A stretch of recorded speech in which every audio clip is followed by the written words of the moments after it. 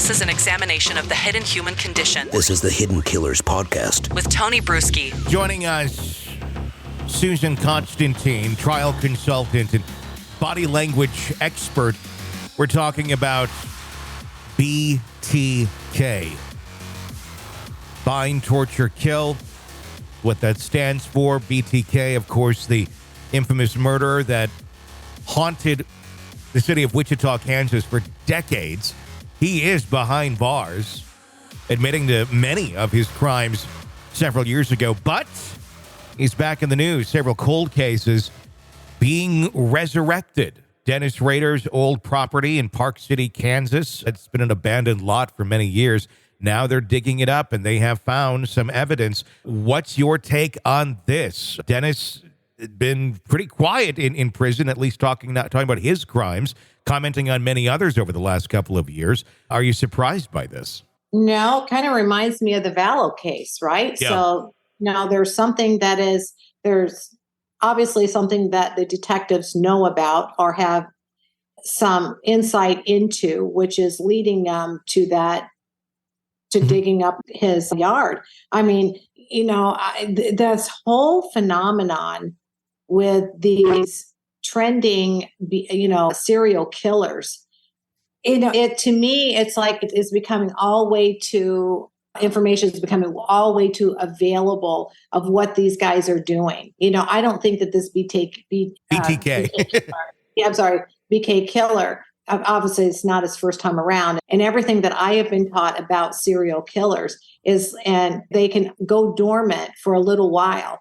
And then that hunger, that thirst, that desire to reoffend and to re-kill again never goes away. It's not rehabilitatable. It's just not.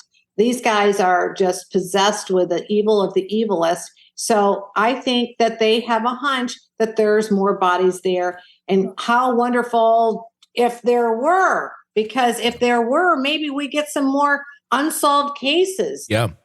We find out where some of our own their loved ones are. I have several cases, guys. I mean, Tony, with being in the media and of course, like podcasts like your own brings awareness, and from awareness gets desperate families that are reaching out for some answer, someone to help them, a different angle, analyzing different possible suspects or people they may not have ever considered before. Why? Because they have loved ones the cases have gone cold.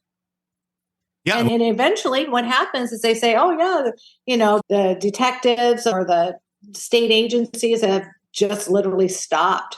They've just stopped looking, just waiting for something to pop up, something organically, and then they start sniffing around like dogs. And I think that's what's happening here. Yeah. Somebody pulled in a hunch. Somebody's got a clue that led them back there again.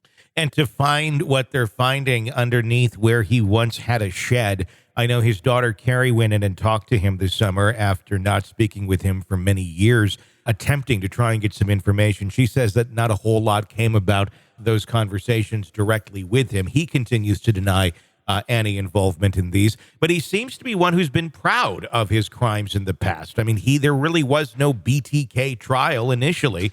He flat out admitted to all of it very curtly in court many years back before he was put away for the rest of his life. I don't know if I should be surprised or not that he's not standing up and saying, yes, I did this, if in fact he is behind it. He is the prime suspect now, and it'll be very interesting to see what kind of connections are made with DNA, if they're able to do that with any of the evidence that has been found, or how else they can place him at the scene of these crimes way back in the 1970s.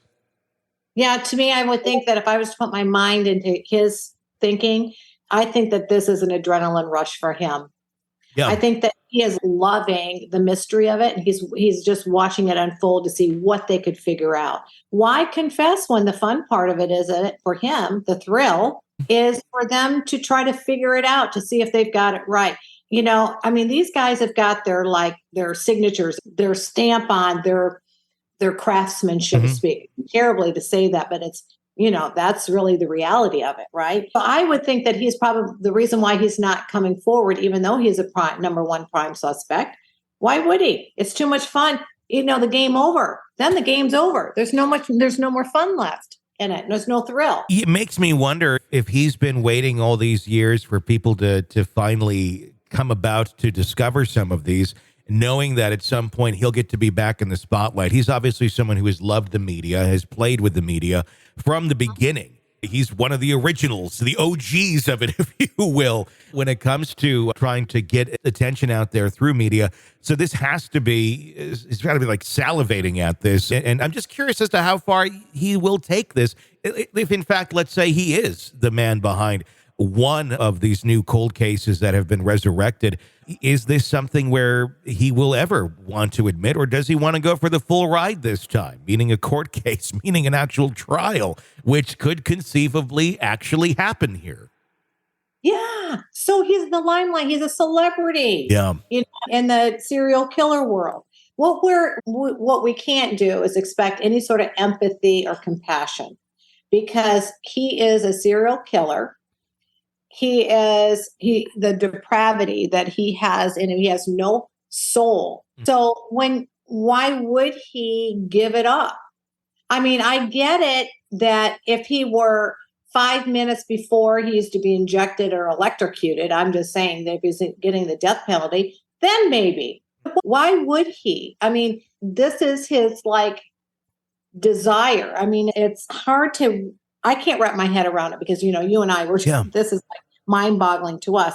But the fact that he hasn't done it is because he doesn't want to. There's still more for him that he's getting out of it. And just think about if he's in prison and, he's known as the BTK killer. Can you imagine all the other inmates going, yeah, man, this is the BTK killer. He's in here and I'm next to his room or whatever. I mean, he's probably loving all the attention. And then it goes to court, goes to trial, and then he gets to become his own detective and, in a way, his own attorney and his own trial and witnesses. Yeah. And he's all thinking, and he starts trying to figure out, can you really figure me out? Because I'm so smart. Nobody can figure this out. I want to see if they can do it. Well, his big thing has always been riddles and trying to play games with the detectives and media and try to decipher his codes. I know Kathleen Ramsland, when she did the interviews with him over the several years when she wrote the book about him, that half of that communication was done in code between BTK and herself. Even she, when I spoke with Kathleen about 2 or 3 weeks ago prior to these new developments, and there was a little buzz, there always has been a little bit of buzz here and there about possibly his connection to some other crimes, but at that moment, even she didn't think he had a whole lot more up his sleeve. But seeing as to what they found, I think there really might be. This is, I think, one of the biggest new developments in this case since he was actually put away almost 15 years ago. Yeah, and keep in mind too, what are we doing right now? This is a true crime show. Talking about him. Okay, everything's true crime. Yep. I'm writing a true crime book. Yep. I teach about true crime. So there is a whole community out here that are so interested trying to understand and get into the mind of these killers, right? And trying to figure it out. We're trying to figure it out. He's trying to figure out, or he is getting the thrill out of us trying to figure it out. I mean, sometimes I wonder about ourselves. I know. What the hell's wrong with us? I know. As much as we can learn from this, and I feel like we do good, but it raises awareness. I think the whole community in its entirety is good, but at the same point, you end up, I think, stoking the egos of some of these people in the process of trying to bring justice to their crimes. Yes, precisely. This is the Hidden Killers Podcast. Want more? Start binging on all of our true crime podcasts right now through Apple Podcasts and get an ad-free experience when you sign up to be a True Crime Today Premium Plus member exclusively on Apple Podcasts. More of the Hidden Killers Podcast dropping soon. Press subscribe now.